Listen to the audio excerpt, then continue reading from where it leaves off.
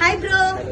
So మేము మా కొత్తింటికి ఒక మంచి సోఫా సెట్ కొందాం అనుకుంటున్నాము. మంచి క్వాలిటీలో తక్కువ బడ్జెట్ లో ఏమన్నా చూపిస్తారా? Oh my god, 6,000 only. అవునండి, మీరు విన్నది నిజమే. ఇక్కడ ఆఫర్ చూస్తే నాకైతే కళ్ళు తిరిగిపోయినాయి. మీకైతే ఖచ్చితంగా మైండ్ బ్లాక్ అయిపోతుంది. సో ఈ షాప్ పేరు వచ్చేసి స్టాఫ్ ఫర్నిచర్ అన్నమాట.